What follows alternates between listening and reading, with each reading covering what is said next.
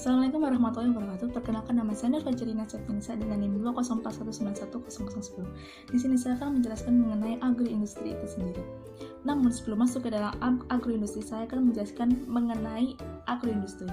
Agroindustri terdiri dari dua suku kata, yaitu agro dan industri, di mana agro merupakan semua hal yang berasal dari alam yang dapat ditingkatkan potensinya dan dapat dimanfaatkan, sedangkan industri merupakan lembaga atau tempat untuk mengelola atau memproduksi suatu hal menjadi hal baru dengan nilai guna dan nilai jual tinggi, serta dapat diterima oleh masyarakat, sehingga agroindustri dapat dikatakan sebagai industri atau lembaga yang memanfaatkan hasil agro menjadi produk dengan nilai jual serta nilai guna yang tinggi, serta dapat diterima oleh masyarakat.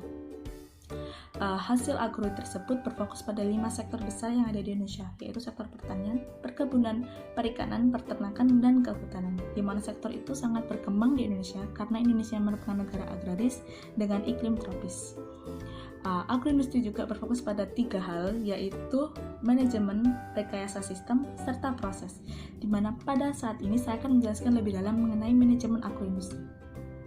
Manajemen sendiri merupakan proses pengorganisasian, pengelolaan, perencanaan, serta pengendalian untuk mencapai suatu tujuan organisasi bersama.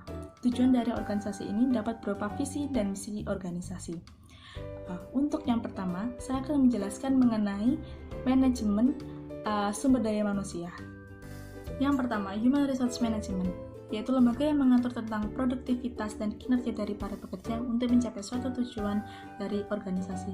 Sebagai suatu industri, sumber daya manusia merupakan sebagai aset, di mana ketika mereka dikatakan aset, mereka sangat berharga, sehingga ketika mereka dihargai, mereka akan mengetahui hak-hak dan kewajiban yang harus diberikan kepada industri, sehingga tujuan dari industri akan berjalan dengan lancar.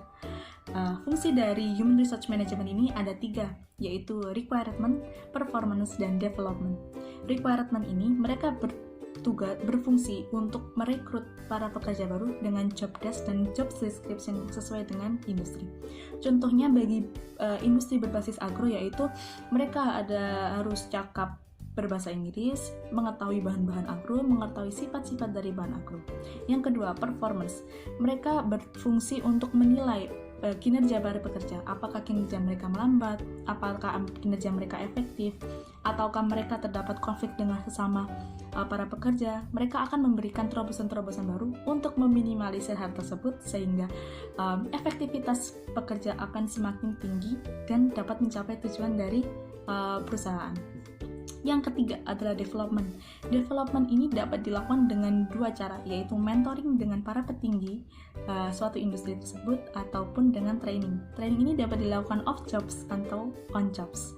Training ini dapat berisi tentang pengenalan bahan-bahan agro yang baru, teknologi-teknologi agro, serta dapat dilakukan mengenai kultur dari industri tersebut, sehingga ketika mereka mengetahui budaya dari industri tersebut, mereka akan merasa dekat dan lebih bersinergi dengan industri, sehingga tujuan dari industri akan berjalan dengan lancar.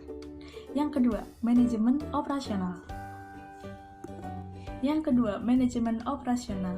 Manajemen operasional merupakan manajemen yang paling kritikal karena mereka berfungsi untuk menjalankan rencana awal dari suatu industri untuk menjadi suatu produk atau jasa yang diminati oleh para konsumen di luar sana. Manajemen ini memiliki inputan, yaitu 5M: man, money, method, machine, dan material. Seperti yang kita tahu, material dari bahan berbasis agro memiliki sifat yang bulky atau dalam bentuk banyak dalam sekali panen. Yang kedua bersifat seasonal atau musiman, dan yang ketiga bersifat perishable atau mudah rusak. Sehingga manajemen operasional harus mempertimbangkan mengenai kualitas serta kuantitas dari bahan baku untuk membuat suatu produk yang sesuai dengan minat permintaan dari masyarakat, sehingga akan terjadi loyalitas konsumen di sana. Manajemen ini harus bersifat efektif dan efisien dalam memproduksi, sehingga manajemen ini memiliki tujuan, yaitu meminimalisir biaya dan memaksimalkan profit, sehingga tujuan dari industri akan berjalan dengan lancar dan sesuai. Lanjut, yang ketiga, manajemen teknologi. Yang ketiga, manajemen teknologi. Manajemen ini berfokus pada produktivitas dari produk yang diproduksi oleh industri, sehingga ketika mereka menggunakan teknologi, mereka akan memiliki kuantitas produk yang lebih besar daripada hanya menggunakan sumber daya manusia saja. Seiring dengan perkembangan zaman, teknologi ini sangat berguna bagi industri-industri, terutama industri berbasis agro. Kenapa?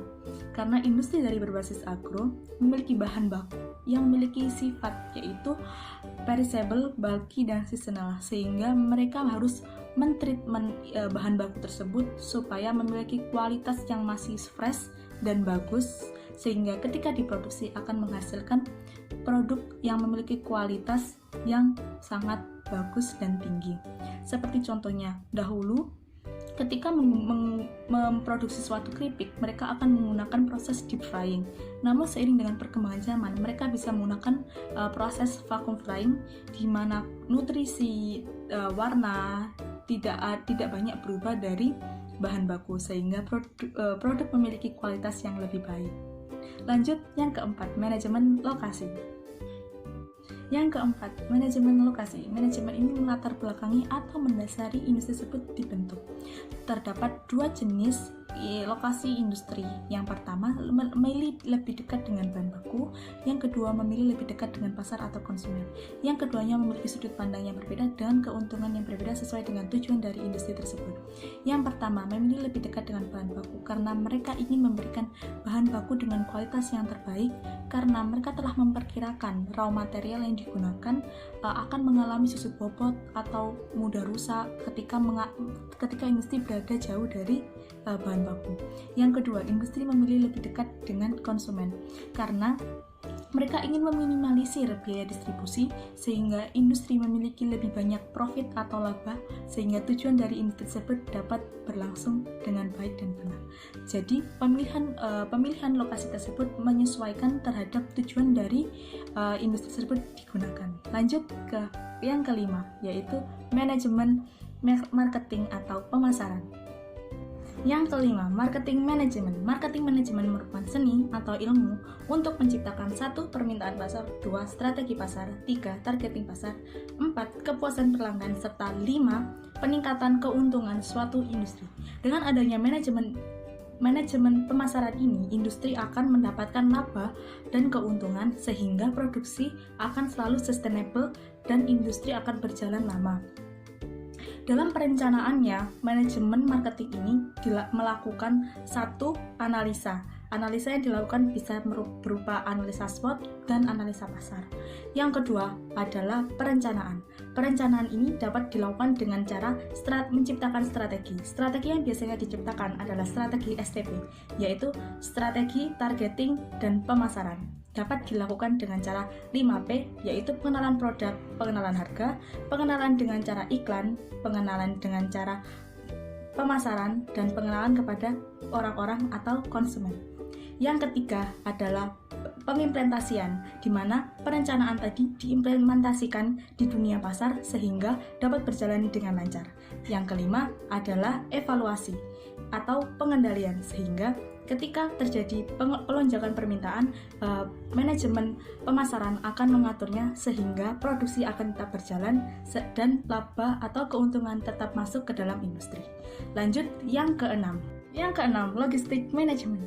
Dalam logistik manajemen terdapat dua kegiatan, yaitu kegiatan supply dan kegiatan distribusi. Kegiatan supply merupakan kegiatan untuk memproduksi suatu produk dengan keadaan good condition, sedangkan distribusi merupakan penyebaran produk yang telah ditetapkan oleh manajemen marketing untuk pasaran.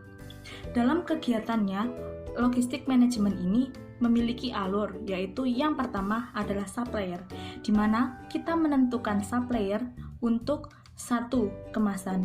Pada kemasan terdiri dari ilustrator dan juga komposisi kemasan, di mana komposisi kemasan ini dapat berupa plastik ataupun hal-hal yang lainnya. Untuk ilustrator adalah menggambar desain dari kemasan tersebut sehingga dapat diterima oleh pasaran.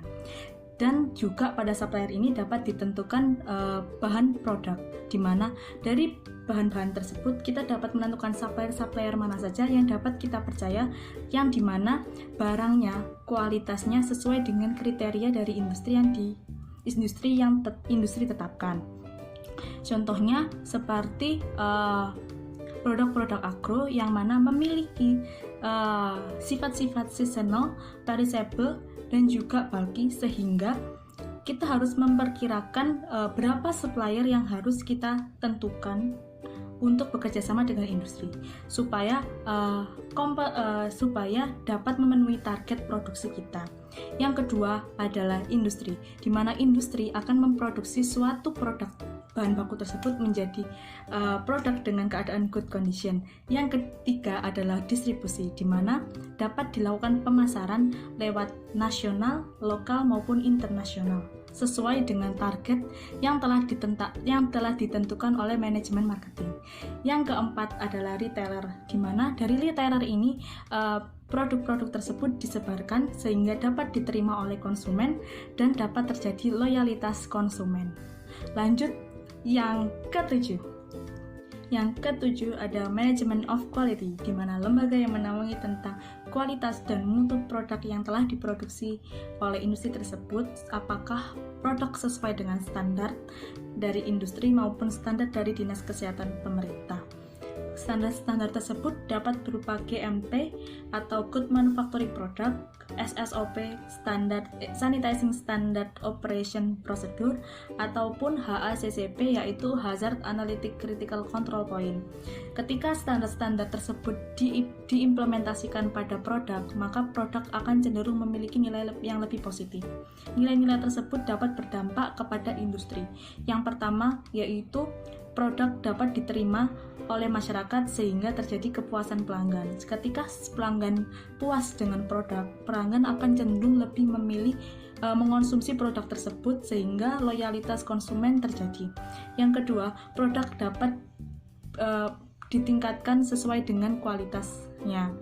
Tingkatkan ini dapat berlangsung pada harganya, di mana ketika harga tinggi namun kualitasnya juga tinggi, masyarakat cenderung tidak masalah dengan hal tersebut. Yang ketiga, produk dapat bersaing di kancah-kancah pasar, di mana dapat bersaing pada kancah lokal, nasional maupun internasional. Sehingga dengan pengimplementasian standar-standar tersebut, produk akan jauh lebih baik di hadapan masyarakat. Dengan menggunakan manajemen agroindustri tersebut, produk dapat diproduksi dengan baik dan benar, sehingga terjadi suatu sustainable dari industri, sehingga industri terus berkembang dan menerima penghasilan ataupun keuntungan yang lebih setiap tahunnya. Dengan mengimplementasikan manajemen yang ada pada industri berbasis agro, industri tersebut akan bersaing dengan baik di kancah nasional maupun internasional, sehingga dapat mengharumkan nama bangsa Indonesia serta dapat meningkatkan taraf hidup dari keadaan hulu maupun hilir dari industri tersebut, sehingga Indonesia dapat dikenal sebagai negara dengan produk yang sesuai dengan standar yang ada. Terima kasih telah mendengarkan pandangan saya terhadap manajemen agro. Apabila ada salah kata, saya mohon maaf. Wassalamualaikum warahmatullahi wabarakatuh.